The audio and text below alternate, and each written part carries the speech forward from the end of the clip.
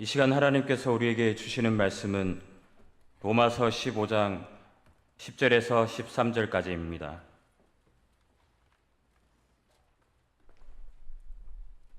신약 260면에 있습니다. 로마서 15장 10절에서 13절까지 말씀을 봉독해 드리겠습니다. 또 이르되 열방들아 주의 백성과 함께 즐거워하라 하였으며 또 모든 열방들아 주를 찬양하며 모든 백성들아 그를 찬송하라 하였으며 또 이사야가 이르되 이새의 뿔이 곧 열방을 다스리기 위하여 일어나시는 이가 있으리니 열방이 그에게 소망을 두리라 하였느니라. 소망의 하나님이 모든 기쁨과 평강을 믿음 안에서 너희에게 충만하게 하사 성령의 능력으로 소망이 넘치게 하시기를 원하노라. 아멘. 오늘 말씀을 생각하면서 한번 따라하겠습니다. 늘 소망의 하나님을 바라보며 살겠습니다. 아멘. 영국의 프레드릭 와츠라는 화가가 있습니다. 이 화가 그린 그림 중에 소망이라는 그런 제목의 그림이 있는데요. 이 그림을 살펴보면은 하늘에서 외로이 자신에게 비추는 한 줄기의 빛이 한 면을 비추고 있고 캄캄하고 어두운 지구 위에 한 여자가 앉아 있는 모습이 있습니다. 눈에 이 천을 동여맨 것을 보면 앞을 볼 수가 없는 것 같습니다. 앞을 보지 못하는 여자는 악기 비파를 연주하는데 자세히 보면은 이 비파의 줄이 7개 줄이 있는데 6개가 끊어지고 단 한 개의 줄만이 남아있는 것을 볼 수가 있습니다. 과연 이 한 가닥의 줄로 무엇을 할 수 있을까? 그럼에도 이 여인은 이 한 가닥에 남아있는 줄로 연주하고자 하는 그런 모습을 볼 수가 있습니다. 이는 오늘날 이 세상 속에 소망을 바라보는 우리들의 모습이 아닌가라고 여겨집니다. 하늘에 있는 해도 달도 별도 사라지고 눈마도 제대로 볼 수 없는데 저 하늘 높은 곳에서 한 줄기 빛이 자기를 떠나지 않고 계속 비추고 있습니다. 이 땅에는 소망이 사라졌지만 하늘의 빛은 여전히 비추고 있다는 것은 무엇이겠습니까?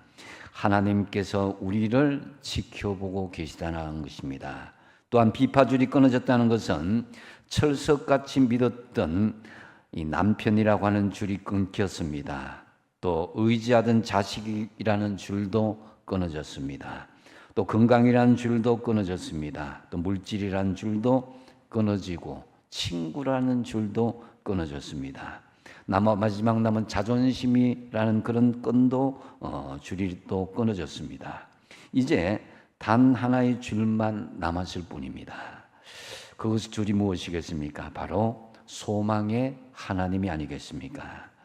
하나님은 여전히 우리의 절망적인 상황에 한 줄기 빛으로 함께하고 있습니다.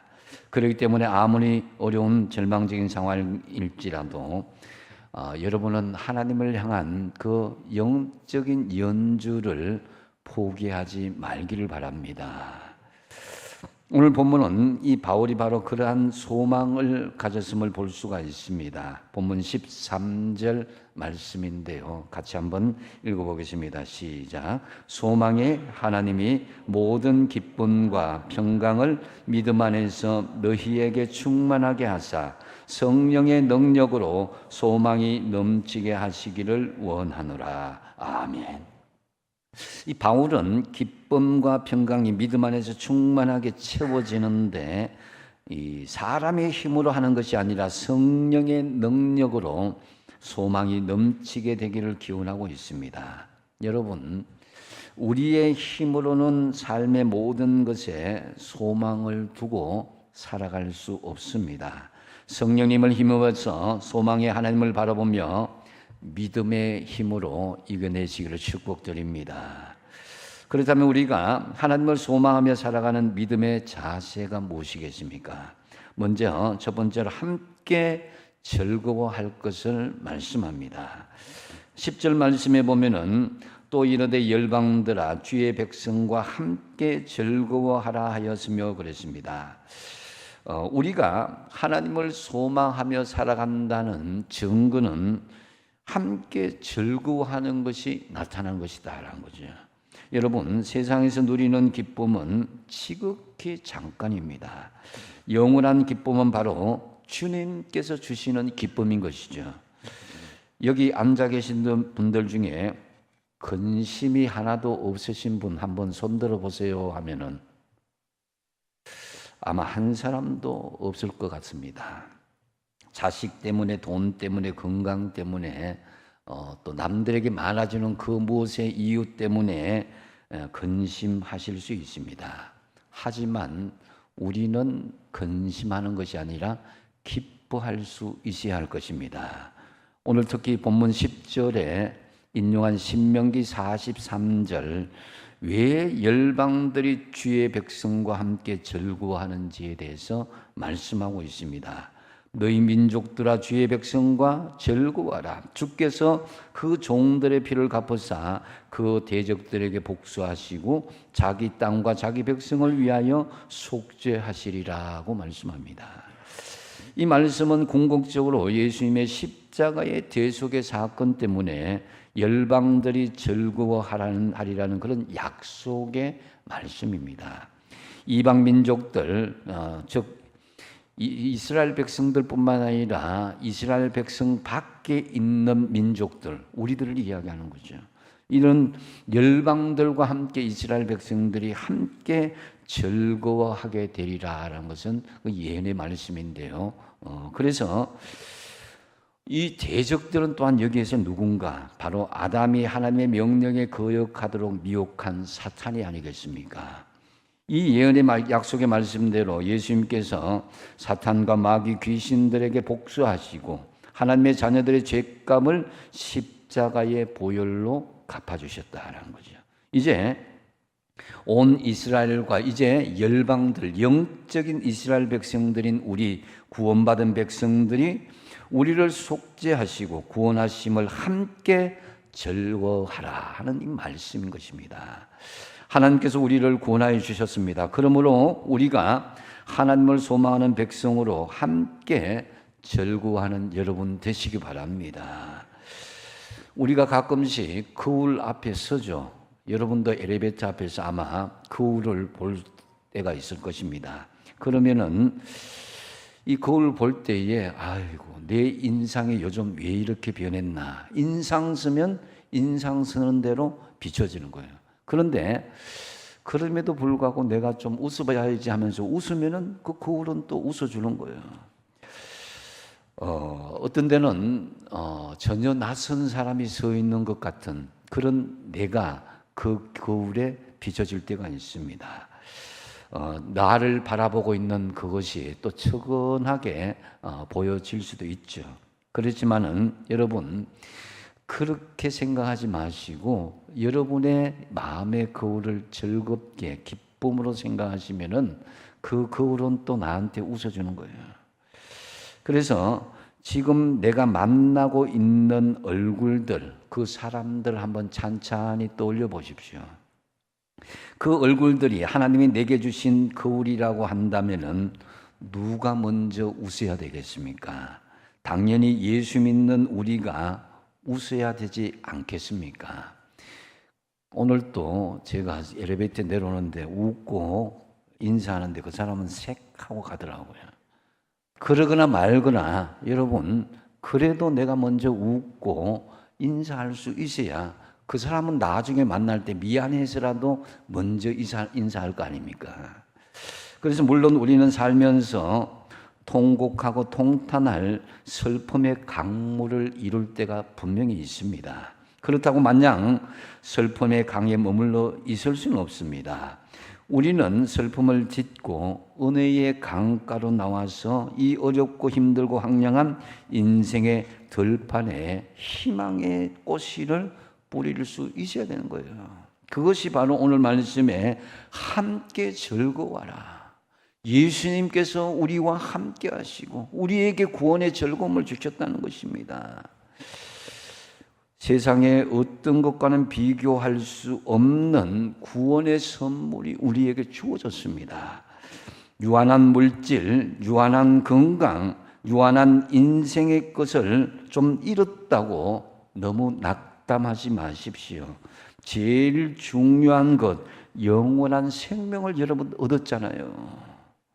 그래서 울면서 죽음의 강을 건너는 사람과 기쁨으로 요단강을 건너는 사람과 어찌 비교할 수가 있겠습니까? 우리는 눈물의 강으로 죽음의 강을 건너는 사람이 아니라 기쁨의 강으로 요단강을 건너는 천국 백성임을 믿으시기 바랍니다. 그래서 여러분, 아직 인생 끝나지 않았습니다. 마지막 극적인 천국 입성이 남아 있습니다. 예수님의 제자들은 당장 눈에 보이는 예수님이 십자가에 달리니까 다 실패하고 낙담하고 각기 제 길로 나가버렸습니다. 그러나 우리 주님은 부활하심으로 우리에게 구원의 길을 열어주셨습니다. 열방들아 주의 백성과 함께 즐거워하라. 그것이 바로 소망의 하나님을 바라보는 믿음의 자세인 것입니다. 지금 여러분의 옆에 계신 분들 얼굴을 한번 살펴보시기 바랍니다. 한번 살펴보세요. 한번 인상 한번 써보세요. 자, 웃어보시면 어떠세요? 예. 좀 어색하죠, 그죠?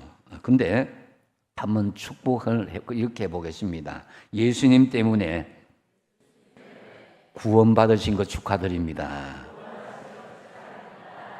이제 나를 위해서 한번 축복하겠습니다. 저도 예수님 때문에 구원받아서 행복합니다. 아멘. 여러분, 집에 금송아지 몇 마리 있으면 뭐예요? 그걸 누릴 수 있어야 되지. 구원을 받았으면 구원을 받은 백성답게 기쁨으로 누릴 수 있는 것이 천국 백성의 모습이라는 거예요. 가장 좋은 것이 우리에게 있는데 그것은 당연한 것이고 그냥 처박아 놓고 그냥 세상의 걱정 근심으로 살아가면 주님이 과연 우리를 보고 기뻐하시겠냐 이거예요. 그게 천국을 소망하는 하나님의 자녀겠냐 이것입니다. 그래서 여러분, 다른 사람이 나를 정죄하였다면 사실은 내가 정죄하는 부분이 있기 때문입니다. 다른 사람이 나에게 분노하고 있다면 나도 무엇인가가 그 사람에게 분노한 것이 있기 때문입니다. 그리고 그 사람이 나에게 반대로 미소를 짓고 있다면 내가 알지 못하는 사이에 그 사람에게 내 사랑의 마음이 전해졌다라고 할 수 있는 것입니다.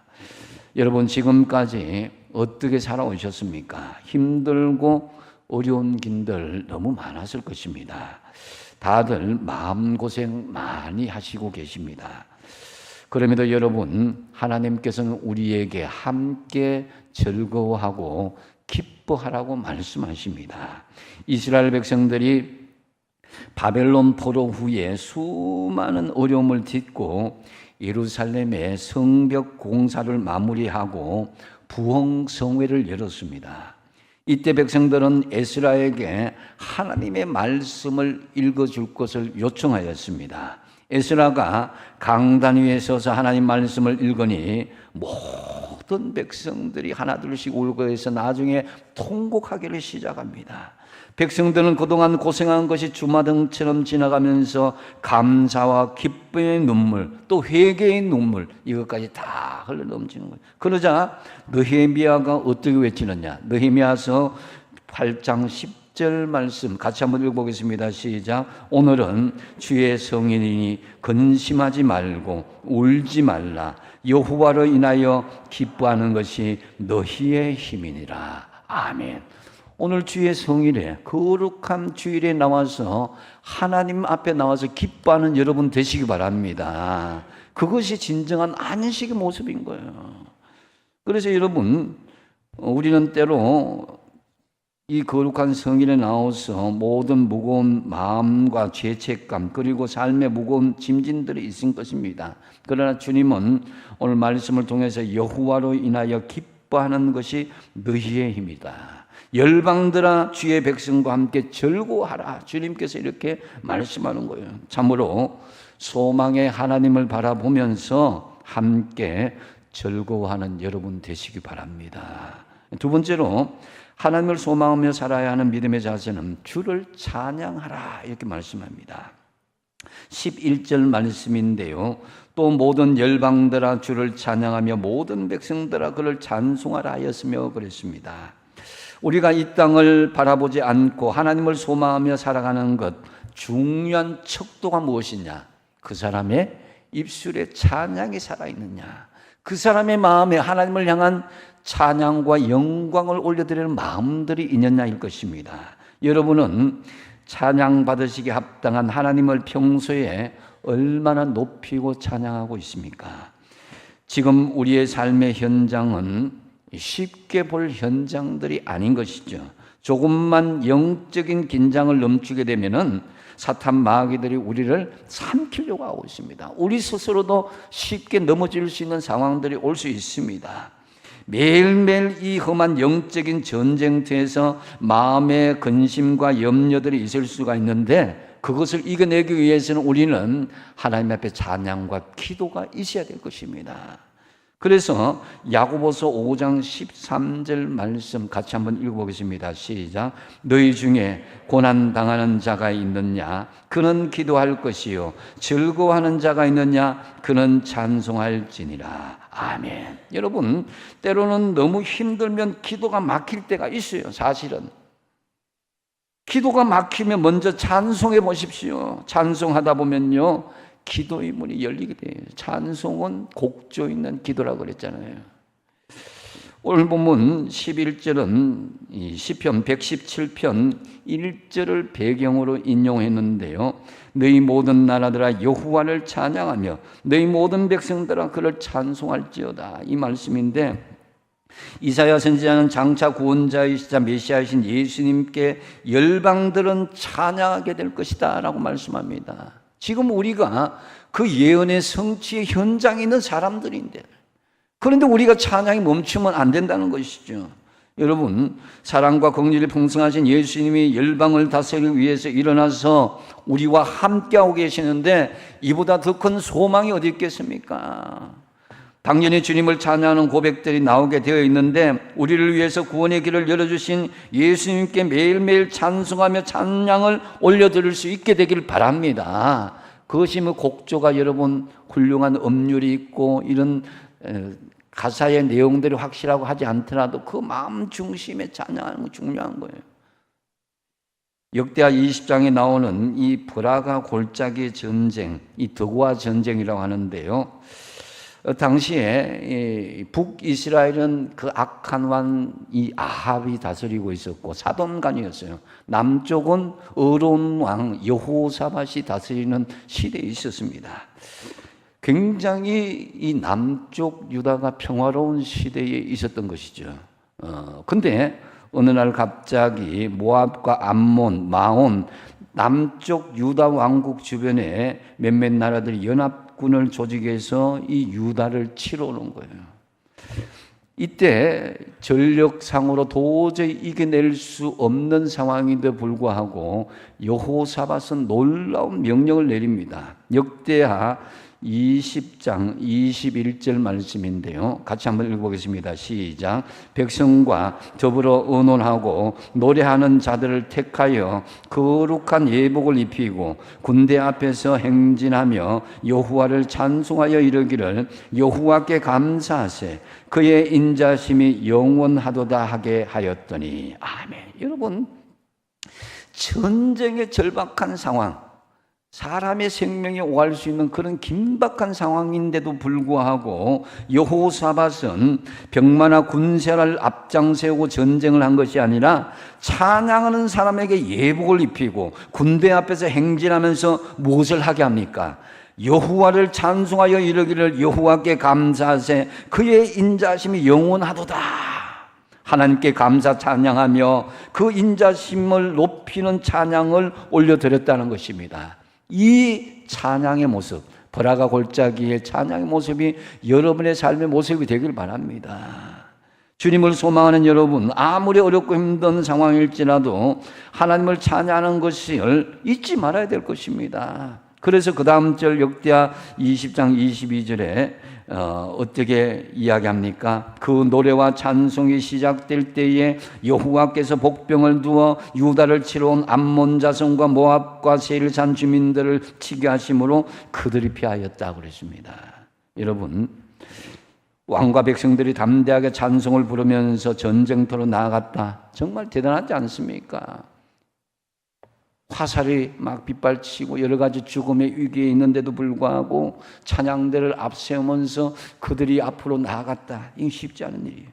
정말 찬양만으로 유다왕 여호사밧과 그의 백성들 벌떼처럼 몰려오던 그 연합군들 이를 손 하나 대지 않고 하나님께서 다 물리치게 해줬다라는 거죠. 그래서 자칫 서로 이런 마음이 흔들릴 수도 있었는데 한 마음 한 뜻으로 마음을 모아서 하나님을 찬양하고 하나님께 영광을 올려드리니까 하나님께서 그 모든 일들을 다 해결하여 주시더라라는 거죠. 또한 신약에 보면은 바울과 실라가 복음을 전하다가 빌립보 감옥에 갇히 집니다. 그러나 그들은 좌절하지 않고 한밤중에 하나님께 간절한 기도와 찬양을 올려드렸습니다. 그때 쇠사슬이 풀려지고 옥문이 열리는 기적이 일어났던 것입니다. 그러기에 우리 삶의 쇠사슬을 푸는 비결은 바로 찬송과 기도다라는 거죠. 찬송할 때 우리를 묶고 있는 어둠의 영이 떠나갑니다. 또 사울이 악신이 들렸을 때 다윗이 수금을 탔습니다. 그때 사울 안에 있는 악신이 떠나갔다고 그랬습니다. 찬송하면 하나님의 역사가 일어나게 되는 것입니다. 여러분, 찬양하면 어둠이 물러가고 주님의 영광이 나타나게 된다는 거죠. 이제 여러분의 삶의 현실을 적용해 보시고 떠올려 보십시오. 내 삶 속에 내가 소망의 하나님을 바라보고 있지만은 얼마나 하나님을 찬양하며 살고 있는가. 그래서 하나님을 소망하며 사신다면은 늘 기쁨이 충만해서 하나님을 찬양하며 영광 올려드리며 살아가시기 바랍니다. 그다음 또한 세 번째로 우리가 하나님을 소망하며 살아가야 되는 믿음의 자세는 예수님에게 소망을 둘 수 있어야 된다라고 말씀합니다. 12절 말씀인데요. 또 이사야가 이르되 이새의 뿔이 곧 열방을 다스리기 위하여 일어나시는 이가 있으리니 열방이 그에게 소망을 두리라 하셨느니라 그랬습니다. 여러분, 이사야서는 구약의 복음서를 할 정도로 메시아에 대한 내용들이 굉장히 많이 등장하고 있습니다. 오늘 본문 12절은 이사야서 11장 10절을 배경으로 인용하였습니다. 그날에 이새의 뿌리에서 한 싹이 나서 만민의 기치를 설 것이요 열방이 그에게로 돌아오리니 그가 거한 곳이 영화로우리다. 약간의 표현의 차이가 있는데요. 여기서 바울은 이사야서 11장 10절 말씀에다가 소망의 말씀을 전달하고 싶었다는 것을 알 수가 있습니다. 이 소망이라는 내용을 집어넣은 거죠. 이사야 선지자는 장차 구원자이신 메시아 예수님을 소망하게 될 것이라고 말씀하는데, 여러분, 사랑과 긍휼이 풍성하신 예수님이 열방을 다스리기 위하여 일어나시니 이보다 더 큰 소망이 어디 있느냐 이겁니다. 세상은 대개 눈에 보이는 소망을 소망으로 생각하죠. 이 소망은 쉽게 말해서 세상에서 어떻게 하면 좀 더 잘 먹고 잘 입고 잘 살아볼까, 이런 것들입니다. 이런 소망은 세상에 사는 사람들이라면은 거의 대부분이 갖고 있다고 해도 과언이 아닐 것입니다. 물론 우리도 세상의 소망을 갖는다는 것은 육신을 가지고 살 동안에는 꼭 필요한 것이기 때문에 당연한 것이기도 합니다. 그런데 문제는 하늘에 있는 소망을 품고 있는 성도들이 우리의 신분이란 거예요. 이 신분을 잊지 말아야 된다. 성도들은 세상에 속한 소망의 모든 것을 걸어서는 안 된다는 거죠. 사실 세상에 대한 소망을 성취하는 것도 어렵지만 설령 그것을 성취한다고 해도 결국 다 잃어버릴 수밖에 없는 것이 세상의 소망입니다. 그러므로 예수님께 소망을 두시기 바랍니다. 사도 바울은 고린도전서 15장 19절에 이렇게 고백합니다. 부활장에서 만일 그리스도 안에서 우리가 바라는 것이 다만 이 세상의 삶뿐이면은 모든 사람 가운데 우리가 더욱 불쌍한 사람이라는 거죠. 예수 믿으면서도 세상의 소망에 그게 막 이렇게 좌지우지 된다면 그만큼 불쌍한 사람이 없다는 거죠. 예수님도 제대로 소망하지 못하면서 세상의 것에 휘달리며 살아가는 이런 불쌍한 인생을 살았어야 되겠냐 이겁니다. 우리 성도들에게 소망이 있다면 그것은 유일한 이 땅의 소망이 아니라 영원한 하늘나라의 소망을 가질 수 있어야 되는 것입니다. 그 하늘나라의 소망의 근원이 예수님이기 때문에 우리는 예수님께 소망을 두어야 한다는 거죠. 우리가 예수님을 믿는다고 하면서 세상 사람들과 똑같이 세상 것에만 소망을 가지고 살아간다면 우리가 과연 예수 안 믿는 사람과 무슨 차이가 있겠냐 이것입니다. 그래서 전도서 5장 10절 말씀 같이 한번 읽어보겠습니다. 시작. 은을 사랑하는 자는 은으로 만족하지 못하고 풍요를 사랑하는 자는 소도덕으로 만족하지 아니하나니 이것도 헛되도다. 아멘. 세상의 소망은 성취해도 헛될 수밖에 없다는 것을 말씀합니다. 그래서 많은 사람들이 세상의 허망한 소망을 붙잡으려고 몸부림치다가 결국 그 허망한 것에 절망하고 술과 방탕으로 현실을 도피하거나 아니면 심지어 자신의 생명을 스스로 포기하는 일들까지 벌어지게 되는 것입니다. 근데 여러분, 세상에 너무 집착하면 거기에 소망을 두다 보면은 우리도 그런 우울을 범할 수 있습니다.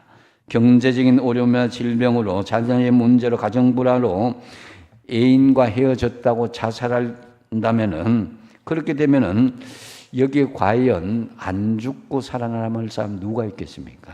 세상의 소망이 그렇다는 것입니다. 그만큼 헛된 것인데 사람들은 그게 너무 큰 소망을 두고 있습니다. 정말 우리가 우리 인생 가운데 요즘 왜 타락하고 절망하고 자기 생명까지 포기하느냐? 그것은 지식이나 명예가 없어서 그렇습니까? 그렇지 않습니다. 어느 시대보다도 지금 지식과 명예가 많은 시대입니다. 단순히 자신에게 시련이나 고통이 커서 그렇습니까? 그렇지 않습니다. 그것보다는 모든 것을 다 갖추고 넉넉히 해도 미래에 대한 소망, 특히 주님께 소망을 두고 있지 않기 때문에 절망하고 좌절하고 그렇게 포기하는 인생이 된다는 거죠. 여러분, 여러분의 소망은 어디 있습니까? 바울처럼 이 세상의 모든 것을 배설물로 여기고 예수님께만 소망을 두시기 바랍니다. 이것이 진정으로 하나님을 소망하는 믿음의 자세인 것입니다. 여러분 가만히 되새김질 해보십시오. 내 삶의 소망이 무엇인가?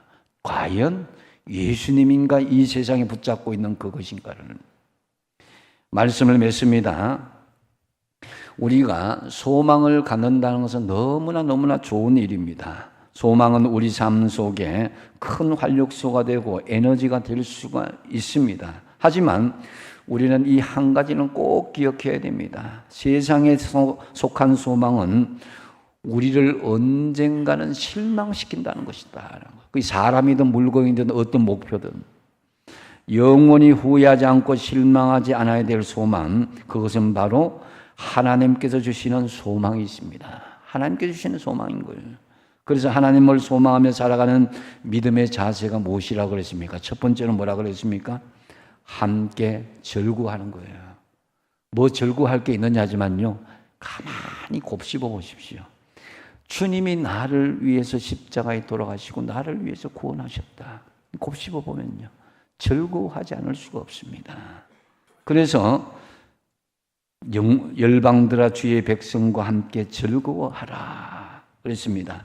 우리가 정말 어떤 면에서 보면 이 육적인 이스라엘 백성들이 고맙게 생각해야 돼요.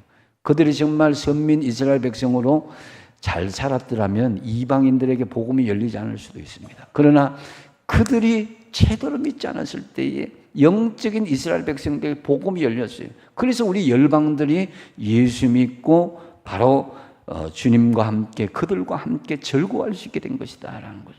두 번째는 뭡니까? 주를 찬양하라는 거죠. 여러분, 하나님을 찬양하는 삶이 여러분의 삶 속에 습관화될 수 있길 바랍니다. 다 하나님께 영광을 올려드립니다. 하나님 앞에 기쁨으로 찬양드립니다. 꼭 곡조로 드리는 찬양도 있지만 마음으로 영광 올리는 것도 하나님 앞에 찬양드린 거예요. 그 다음에 세 번째는 뭡니까? 누구에게 소망을 둔다? 예수님에게 소망을 둔다는 거죠. 세상 것은 바울처럼 배설물에 여기고 오직 예수님께만 소망을 두십시오. 참으로 소망의 하나님으로 인해서 하늘의 소망을 성취하시는 저와 여러분 되시기 바랍니다. 기도하겠습니다. 아버지 하나님, 소망이 없는 이 시대에 살고 있습니다. 그러나 세상만 바라보면 그럴지라도 하나님 바라보면 소망이 있는 줄 압니다. 오늘 말씀처럼 함께 즐거워하며 주를 찬양하며 예수님께 소망을 두며 하늘나라의 소망을 가지고 믿음으로 성취하는 하나님의 자녀가 되게 하여 주시옵소서. 예수님의 이름으로 기도하옵나이다. 아멘.